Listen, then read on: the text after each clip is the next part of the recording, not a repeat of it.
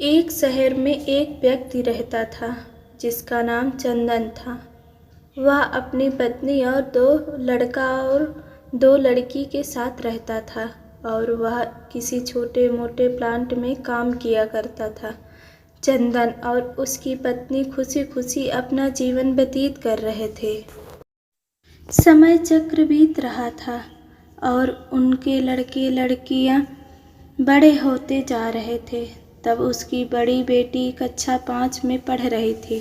तभी एक दिन स्कूल की छुट्टी के समय जब वह लड़की सीढ़ियों से नीचे उतर रही थी, तभी पीछे से किसी लड़की से धक्के लगने पर वह सीढ़ी से नीचे गिर गई, जिस कारण उसके पैर में चोट आ गई।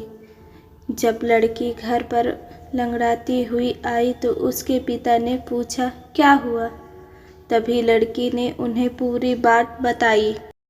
पिता ने सोचा छोटी मोटी चोट है और यह सोचकर उसने अपनी बेटी से कहा कि इसे गर्म पानी से सेंक लो, ठीक हो जाएगा। कुछ दिन बीतने के बाद लड़की का पैर फूलने लगा और उसे चलने में दिक्कत होने लगी। तभी उसके पिता ने कुछ लोगों की बातें सुनकर किसी एक ओझा को ले आए, जबकि उसे कुछ नहीं आता था और वह पैर ठीक नहीं कर पाया।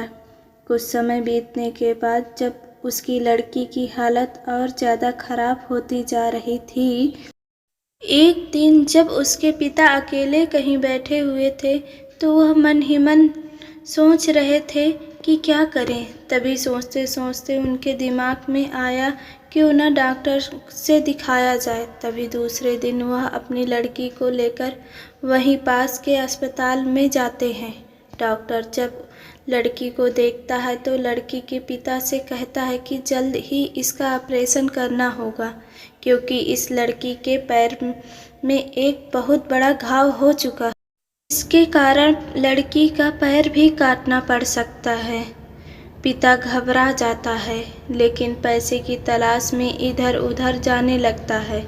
इधर उधर भाग दौड़ करने के बाद पैसे की व्यवस्था कर लेता है और लड़की का ऑपरेशन हो जाता है। ऑपरेशन के बाद लड़की अपने घर आ जाती है, परंतु लड़की के पैर में कुछ सुधार न होने के कारण पिता चिंतित रहने लगता है।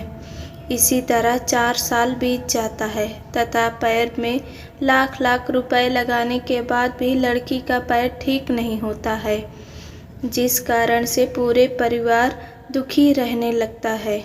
कुछ समय बीतने के बाद लड़की का विवाह हो जाता है और लड़की के जीवन में खुशहाली आ जाती है। पिता सोचता है कि अब सब कुछ ठीक हो गया है, संघर्षों का दौर खत्म हो गया, परंतु किस्मत को कुछ और ही मंजूर था। एक दिन जब वह बाजार जा रहा था, तभी पीछे से किसी ट्रक के द्वारा उसका एक्सीडेंट हो गया, जिसके कारण उसके सर में गंभीर चोट आई। चंदन 1 महीने तक बिस्तर पर ही रहा। 1 महीने के बाद ठीक होने पर वह सोचा कि अब सब कुछ ठीक हो जाएगा। तभी उसकी पत्नी का स्वास्थ्य खराब होने लगा और वह बीमार पड़ गई। यहाँ वहाँ छोटे डॉक्टरों को दिखाने के बाद तबीयत और बिगड़ गई, जिस कारण उन्हें वाराणसी के बीएचयू अस्पताल ले जाना पड़ा। वहाँ जाकर पता चला कि उसकी पत्नी के पेट में गंभीर बीमारी हो गई है, परंतु चंदन को यह विश्वास था कि उसकी पत्नी ठीक हो जाएगी और चंदन इसी विश्वास के साथ अपनी पत्नी को हमेशा वाराणसी के अस्पताल में ले जाने लगा। कुछ समय बीतने के बाद पत्नी की तबीयत में सुधार आने लगी। चंदन सोचा कि अब सब कुछ ठीक हो जाएगा। एक बार जब वह अपनी पत्नी को वाराणसी के अस्पताल में ले गया, डॉक्टर ने सभी रिपोर्टों को देखते हुए कहा सब कुछ ठीक है। चंदन बहुत ही खुश हुआ और वह अपनी पत्नी के साथ अपने शहर वापस आ गया।